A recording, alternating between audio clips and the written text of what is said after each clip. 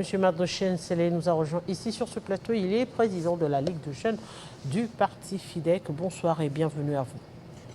Merci Madame Tella. C'est un réel plaisir de vous recevoir. Et surtout quand nous parlons de FIDEC, quand même, c'est un parti qui se retrouve pratiquement dans les institutions, il faudra le dire, avec les législatives et aussi l'exécutif, les membres au niveau du Parlement, des parlements, au niveau des provinces, au niveau de l'Assemblée nationale, au niveau du Sénat, au niveau des gouverneurs. On a aussi des ministres.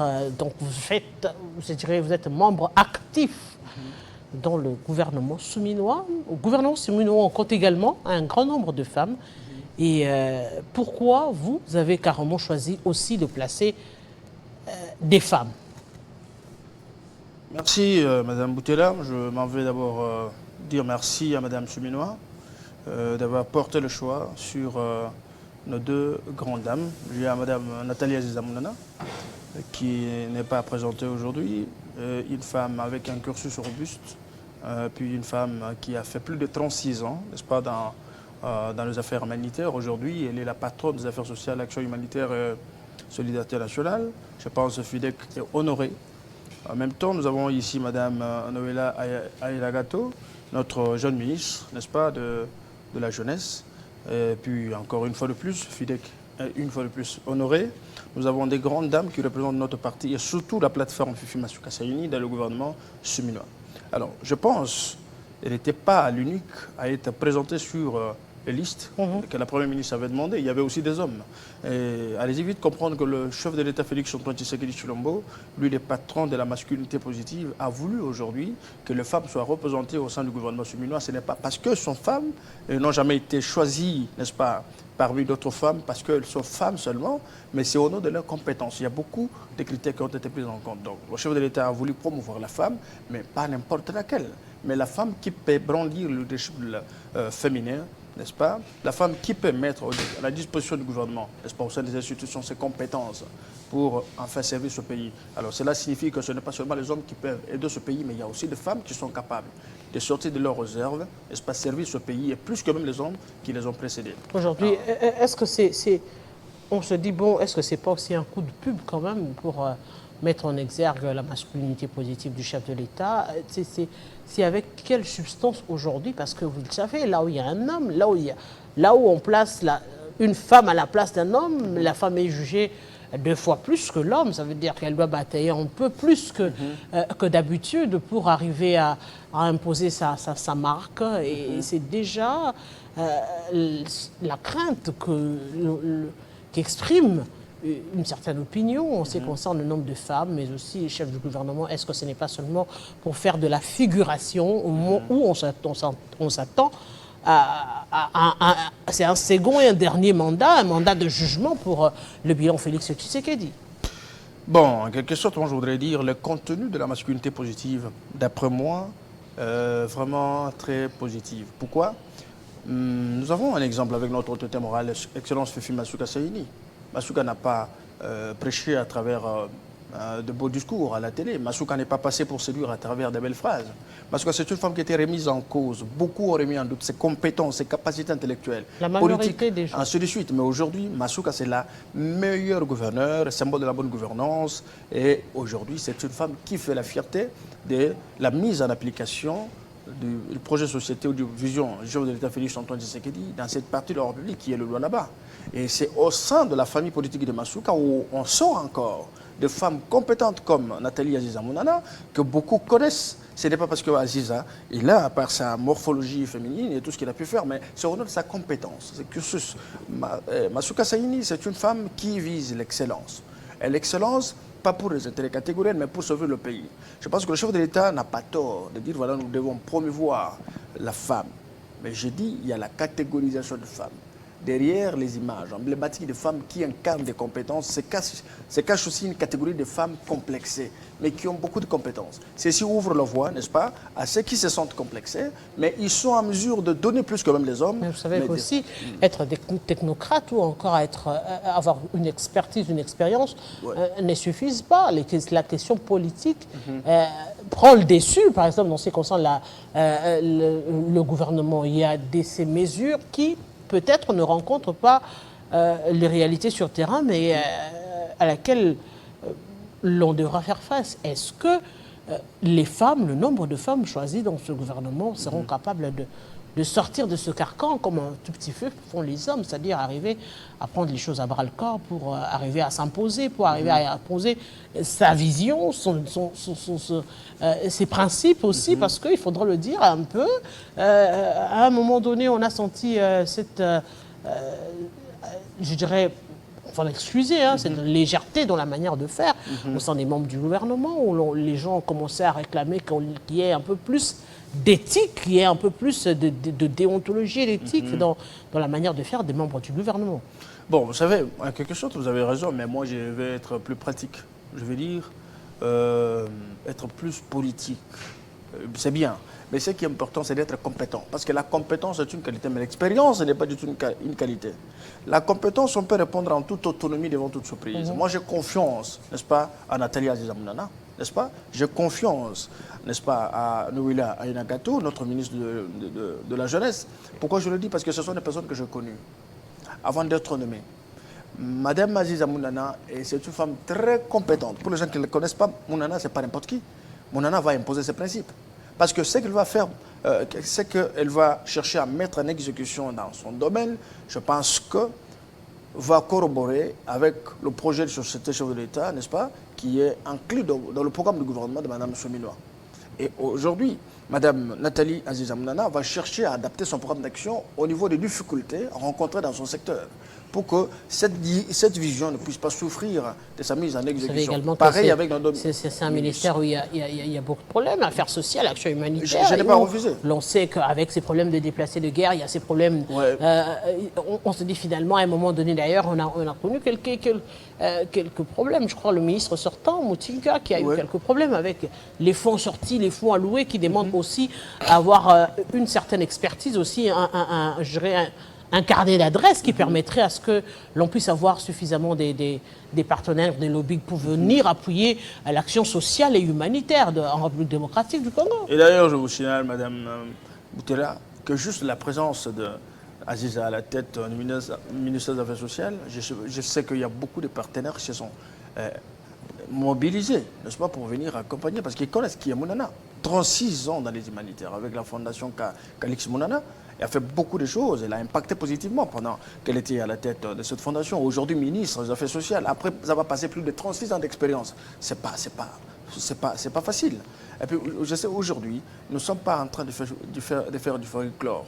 Moi, vous savez, Mardoché, quand je passe, c'est pour lui la vérité. Et j'appuie que ce qu'il y a de contenu, il y a de l'épaisseur, il y a de la supériorité. Je sais que les affaires sociales, c'est un ministère qui attend beaucoup de ce ministre. N'est-ce pas? Et je sais que Mounana va faire tout pour sortir de sa torpeur et prouver de quoi est-ce qu'elle est capable. Et surtout qu'elle brandit l'image, n'est-ce pas, de la plateforme Fifi Masuka Saïni à la tête de ce ministère. Pareil avec Mme Nouila Inagato, que les gens ne connaissent pas. Ils savent qu'elle vient, n'est-ce pas, sortir, n'est-ce pas, de son poste de vice-bourgmestre de la commune de Ngaliema. Pour les gens qui ne le connaissent pas, c'est une femme qui a œuvré dans l'ombre. Moi, je connais beaucoup de compétences que cette dame incarne et FIDEC est fière d'avoir une forte représentation féminine au sein du gouvernement souminois et nous avons confiance qu'ils vont faire un très bon travail. Et d'ailleurs, vous avez vu, toute personne qui incarne de capacité toujours est obligée de beaucoup de combats. J'allais d'ailleurs dire, elles n'ont pas fait une bonne presse au début. Déjà la contestation de Mme Mounana, qu'elle n'est pas du Maniema, qu'elle est finalement du Haut-Katanga, qu'on veut attribuer au Maniema. Il y a Ayaganagato qui, déjà, avec on va le dire, hein, des photos qui... c'est elle, c'est pas elle, finalement. Quelle image qu'on a d'elle et tout. Ce sont des problèmes également qui se sont rattachés à elle au tout début, juste à l'annonce de la nomination. Moi, je trouve que c'est juste de la haine. Et puis, il y a un peu de légèreté dans cette façon de faire. Hein. Madame Mounana, native du Haut-Katanga, vous pouvez vous vérifier dans les archives, vous allez voir comme Mounana a toujours déclaré que je suis la native du Maniema, excusez-moi, du Haut-Katanga. Le Haut-Katanga a fait de Mounana ce qu'elle est aujourd'hui, Nathalie Aziza Mounana. Elle a étudié, elle a fini ses études. Elle a investi, n'est-ce pas, dans le Haut-Katanga. Elle a fait beaucoup de choses. Je sais que parmi, n'est-ce pas, les 5 premières femmes reconnues mondialement, avec beaucoup de titres d'honneur et beaucoup par rapport à ce qu'elle a fait dans le social. Mounana fait partie. Ah oui. Ce n'est pas n'importe qui. Ce n'est pas une femme qu'on a présentée. On doit prendre à la légère non plus. visiter, Et Mounana fait partie de patrimoine que ce Congo doit normalement conserver, comme Mme Fifi Masuka, son autorité morale. Alors, commencer à adapter quelques préjugés de légèreté par rapport à des personnalités qu'on doit protéger, parce qu'un jour, elles vont passer et c'est devenu des références pour des jeunes dames qui veulent devenir comme Mounana ailleurs. Je donne un exemple. Vous savez que Mme Fifi Masuka Saini, Mme Nathalie Mounana était son modèle. À l'époque, quand Mme Fifi Masuka était jeune, elle voulait devenir comme Mounana. Vous comprenez? Mais aujourd'hui, c'est Mme Fifi Masuka qui est l'autorité morale, n'est-ce pas, de Mme Mounana. Et Mme Mounana sort de la famille politique de... C'est une fierté, en quelque sorte. Donc, brièvement, Mme Mounana, elle est d'origine Maniema, dans la province du Maniema, territoire de Kabambare. Vous avez vu juste quelques comédiens qui sont sortis ici avec des mensonges pour essayer de colporter les choses autour des origines de Mme Mounana. Donc Nous à sommes ce jour, sortis on va avec le dire, dans le groupe. gouvernement souminois, il y a, le Maniema est représenté. Le Maniema est bel et bien représenté parce que vous avez vu des grands notables du Maniema, des députés honoraires, des députés en fonction, des ministres honoraires, des gens qu'on ne peut pas présenter, étaient très indignés de voir l'autre fille en train d'être remise en cause par quelques individus. La plupart de ceux qui sont venus accuser Mme Nathalie Aziza Mounana ne sont pas des Maniema. Quelqu'un était du Sud Kivu, il a grandi dans le Maniema, mais il veut déclasser une héritière du trône pour... enfin, bon, je trouve que c'est une vaste blague. Donc c'est de la farce. Madame Aziza Nathalie Mounana, elle est entre les deux provinces. C'est-à-dire, elle est d'origine du Maniema, n'est-ce pas? Mais native, n'est-ce pas, du Haut-Katanga, parce que son père, Karix Mounana, a travaillé à la Aujourd'hui, à l'époque. Si on doit parler je pense que, de la jeunesse, oui, la jeunesse est tellement vaste. Ouais. C'est-à-dire... On n'en parle peut-être pas, mais je crois que ça devrait aussi être un ministère assez suivi, parce qu'on a tendance un peu à le minimiser comme le sport. Hein. On se dit, bon, c'est le sport. Bon, c'est les jeunes, c'est un ministère des jeunes. La tendance voudrait cela, mais en réalité, si on devait prendre le nombre de la population, c'est en majeure partie la jeunesse. Oui. Et il faudrait des actions à impact visible pour arriver à donner une place de choix à cette jeunesse. bien sûr, mais c'est ce que notre ministre pense. Elle avait déjà commencé les démarches. Ce qui est important, c'est que dans un ministère, il y a ce qu'on appelle un plan d'action. Madame Noéla Ayenagato a pensé à être déjà en contact avec les services d'assiette et connaître l'état d'évaluation, n'est-ce pas, de tous les services sous tutelle du secrétaire général de la jeunesse. Et doit comprendre comment elle peut adapter son programme d'action par rapport aux difficultés, aux besoins que va présenter la jeunesse dans les différents domaines de la vie.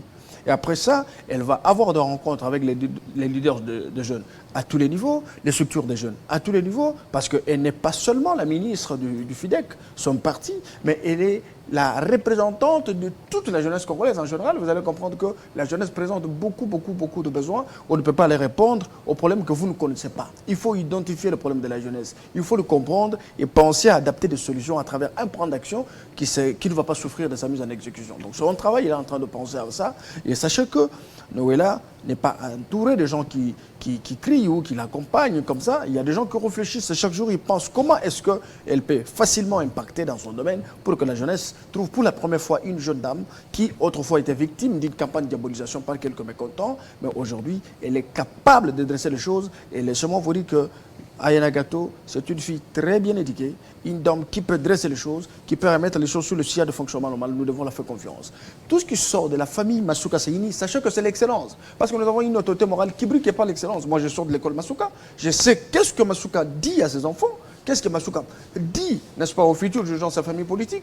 Non, ce n'est pas pour un bouchon de pain, car nous sommes derrière cette dame. Au nom de la loyauté, la conviction de sa vision. Que les 100 jours, nous travaillons. Je sais que dans les 100 jours, je l'ai dit en connaissance de cause, je l'ai dit à bon escient, que nos deux ministres vont devoir bien faire leur travail et ce sera un succès pour la plateforme et pour le gouvernement souminois.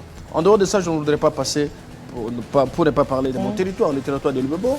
Aujourd'hui, le territoire de Lubebo souffre parce que la route nationale numéro 20 a été mise en difficulté par le coulement du pont Kalwebo qui, aujourd'hui, il n'y a aucune assistance. Le pont Kalebo coupé à deux, il n'y a même pas moyen qu'un véhicule traverse. Donc il y a une calamité terrible. Donc cette difficulté, je lance cet appel important à la première dame, excusez-moi, la première ministre, Madame Souminoa, de penser, n'est-ce pas, comment est-ce que ce travail peut être fait dans l'urgence, parce que c'est une urgence qui s'impose. La population de Luebo est vraiment mise en difficulté. Il y a d'autres problèmes qui sont liés à cet acte. Alors je pourrais revenir prochainement pour beaucoup plus de détails, mais je pense que c'est vraiment important, mon message est passé. Madame la ministre peut nous suivre et puis nous répondre. Nous ne pouvons que souhaiter un fructueux mandat à toutes les dames qui se retrouvent au sein du gouvernement. C'était un plaidoyer, pas seulement auprès des politiques, mais un engagement que je crois que les associations des femmes, les journalistes ont souvent revendiqué, sur la méritocratie des femmes, ou une place de choix pour la femme qui est compétente et aussi qui peut faire valoir son talent à travers les différents postes, pas seulement au gouvernement, mais aussi d'autres postes de décision. Et on attendra voir également si on concernera d'autres nominations et autres. En attendant, nous vous disons grand merci. Monsieur Mardoché Nsele, je rappelle que vous êtes président de la Ligue de jeunes du Parti FIDEC. Merci beaucoup, madame. Et à vous et même les téléspectateurs, c'était un réel plaisir de partager ce moment avec vous. Dans quelques instants, la grande édition du journal avec nous. On se retrouve très prochainement sur Télé 50, bien sûr.